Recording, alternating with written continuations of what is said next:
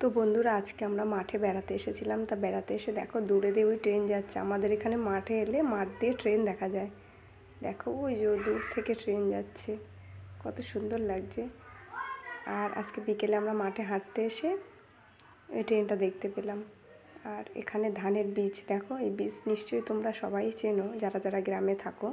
এই বীজ রোপণ করেই আবার ধান গাছ হয় আর কি, সেখান থেকে ধান হয়।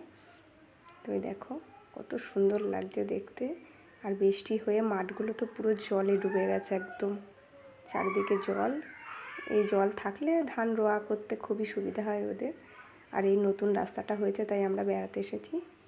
দেখো কত সুন্দর চওড়া রাস্তা হয়েছে। সবাই আসছে মাঠের দিকে হাঁটতে ঘুরতে।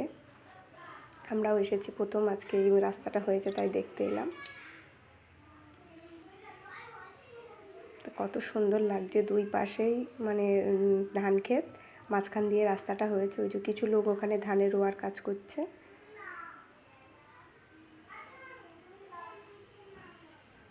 কত সুন্দর দেখো।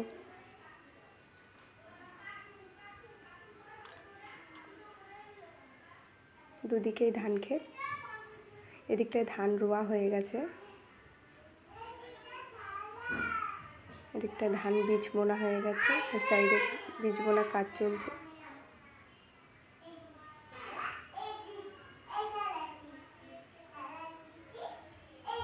আজকে আমরা সবাই মিলে এসেছি।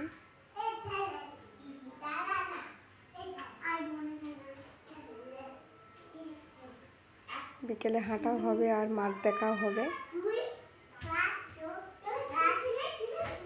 কত সুন্দর সবুজ দেখতে বীজগুলো, দেখো বন্ধুরা কত সুন্দর লাগছে।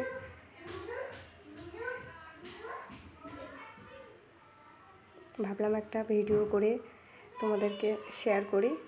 আর এই যে পাট গাছ, পাকাঠি হয় যেটা বলে পাট গাছ আর কি, ওটা এই যে রাস্তার ধারে কেটে রাখা আছে।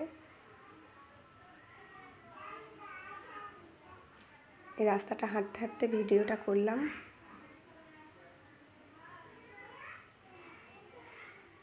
কেমন হয়েছে বন্ধুরা কমেন্টে জানিও। আমরা ওই যে সবাই এসেছি, বাচ্চারাও এসেছে, ওরা সামনে যাচ্ছে।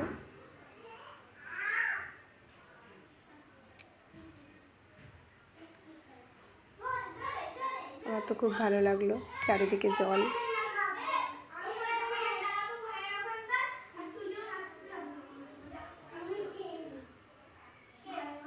গ্রামের পরিবেশ তো আমার। এই যে আমরা 3 জন এসেছিলাম ঘুরতে, বাচ্চাদেরকে নিয়ে বিকেলবেলা হাঁটতে এসেছিলাম।